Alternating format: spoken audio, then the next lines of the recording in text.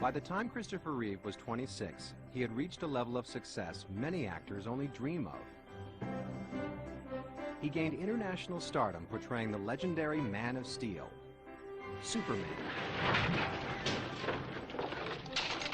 He made his first Broadway appearance starring opposite Katharine Hepburn. We all went up and met with Katharine Hepburn for this play she was doing, and Chris walked in. Got it immediately, damn him. He really had a real light around him. At the same time Chris was on Broadway, he was conquering female hearts all over America as a soap opera star on television. I guess you can never forgive me for what I did to you.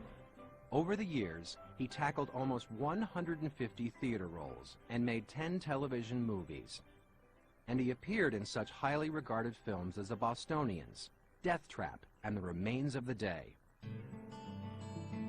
By 1995, Chris Reeve had it all, including a beautiful wife and 3 wonderful children. But the life he loved so well would change that Memorial Day.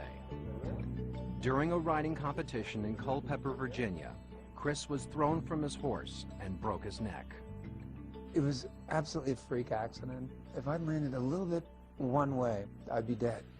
A little bit more the other way, I would have walked away from it. Christopher had the most severe injury at the highest level possible. He had what is called a complete spinal cord injury, where the spinal cord exits the brain. Once I got past the regret, there was time to say, okay, here's the hand you've been dealt. Now what are we going to do with it? Hi everybody, how you doing? What Chris has done with it is extraordinary. He put a face to spinal cord injury for the first time for the American public. And he showed such courage when he did that, that, you know, everybody's hearts opened up to him. He gave something to those with spinal cord injuries that they had never had before. He said the first thing was hope. Everything else followed.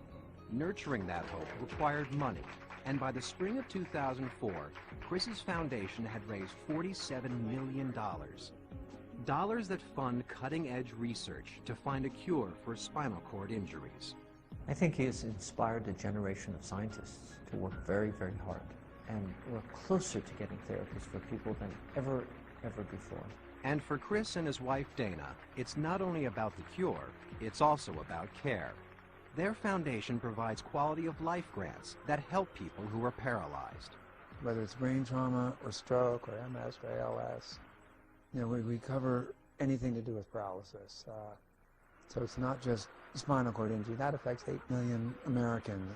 What's wonderful is that Chris is strong enough to be able to rise above a really tragic situation and is able to find the good and carry on.